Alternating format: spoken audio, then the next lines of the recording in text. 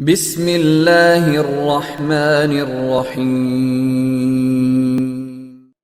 अस्सलाम वालेकुम नाज़रीन, हकीम खुर्रम शहज़ाद मली आपसे मुखातिब है। नाज़रीन, हमारा मकसद अपनी कारोबारी तशहीर नहीं है, हम अपनी पब्लिसिटी नहीं चाहते, बल्कि हमारा मकसद हमारा नस्बुल ऐन और इस चैनल बनाने का जो पर्पज़ था वो यही था कि हम आपको इस काबिल कर सकें कि आप अपने जो छोटे मोटे हेल्थ इश्यूज़ हैं उनको अपने घर पे ही सॉल्व कर सकें। नेचुरल ट्रीटमेंट, हर्बल ट्रीटमेंट से आप अपने जो हेल्थ इश्यूज़ हैं उनको हल कर सकें। आपको मुस्तनद मुआलिज या तबीब के पास जाने की ज़रूरत तभी महसूस हो जब आप किसी क्रॉनिक डिजीज़ में मुब्तला हो। तो हम अपने इसी मिशन पे चलते हुए मज़ीद एक नुस्खा लेके आपके पास हाज़िर हुए हैं।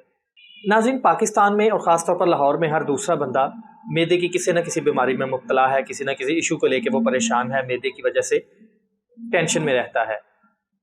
तो इसकी जो सबसे बड़ी वजह है वो हमारे खाने पीने के तौर तरीके हैं, हमारा खाने पीने का इंतखाब है और जो हमारी एक अननेचुरल सी टाइमिंग है खाने पीने की, वो इसकी सबसे मेन काजेज़ हैं।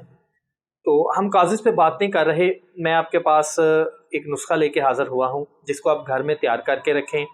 ये मैदे की हर किस्म की जो जलन है, तबखीर है, जैसा कि ट्रैकिया में जलन होना, उसके अलावा ग़ज़ा का हलक में आ जाना, तज़ाबियत हो जाना जिसको हम तबखीर कहते हैं, भूख ना लगना, छोटे छोटे डकार आते रहना, मैदे में गर्मी हो जाना।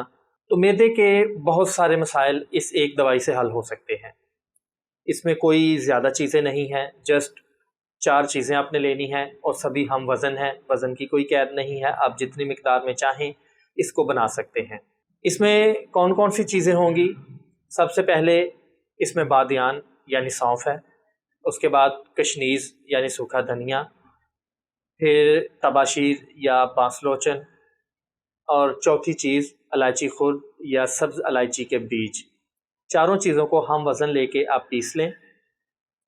अब आप इसको चाहें तो जितना कुल वज़न है उतने वज़न में चीनी शामिल कर सकते हैं। अगर चीनी शामिल नहीं करना चाहते तो वैसे भी इस्तेमाल किया जा सकता है। एक छोटा चाय का चम्मच ग़ज़ा के बाद हमरा पानी आप इस्तेमाल करें। ये मैदे की जुमला अमराज के लिए एक लाजवाब और बेहतरीन नुस्खा है। तो इसके मैं अज्ज़ा आपको दिखा देता हूँ, आप वो भी देख लीजिए और फ़वाइद मैंने आपको बता दिए, तो इसके बनाने का तरीका भी देख लीजिए। तो आइए इसके अज्ज़ा देखते हैं। ये जो अज्ज़ा पड़े हैं जो मैदे के लिए हम दवाई तैयार कर रहे हैं, उसके सबसे पहले ये देखें, ये कशनीज़ मुकशर यानी सूखा धनिया, इसको हमने साफ़ कर लिया है। और उसके बाद ये बादियान या सौंफ,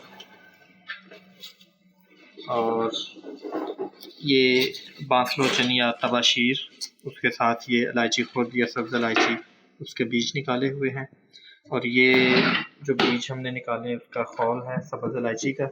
तो इसमें ये बताना मकसूद है कि आपने इसको डबल वज़न में लेना है, तकरीबन हाफ़ वज़न में ये बीज निकल आते हैं। और अगर ये गीली हो, ज़्यादा सब्ज़ हो, तो फिर ये हाफ़ से कुछ ज़्यादा लेनी पड़ेगी। अदरवाइज़ ये डबल वज़न में आप लें तो इसमें से आधे तकरीबन बीज निकल आते हैं। तो ये चारों चीज़ें हैं, इन चारों चीज़ों को हम अब ग्राइंडर की मदद से बारीक कर लेंगे। इनको कपर छान नहीं करेंगे, बस छलनी से छान लेंगे कि मैदे की दवाई तैयार कर रहे हैं। और जैसा कि मैं पहले आपको बता चुका हूँ कि मैदे की जो दवाई है उसको आप बिल्कुल बारीक पाउडर ना करें, उसको थोड़ा सा मोटा रहने दें ताकि कुछ देर वो मैदे में ठहर सके। इन चीज़ों को हम बिल्कुल अब ग्राइंड करेंगे और उसके बाद एक छोटा चम्मच चाय वाला खाने के बाद हमरा पानी इसकी खुराक हो। जी नाज़रीन, आपने अज्ज़ा और उसको बनाने का तरीका देखा। ये मैदे के लिए एक बेहतरीन नुस्खा है, आप इसको बना के घर पे रखिए, ये हर घर की ज़रूरत है। इंशाअल्लाह मुलाकात होगी दूसरी वीडियो में, तब तक इजाज़त दीजिए। अल्लाह हाफ़िज़। वमा अलैना इल्लल बलागुल मुबीन।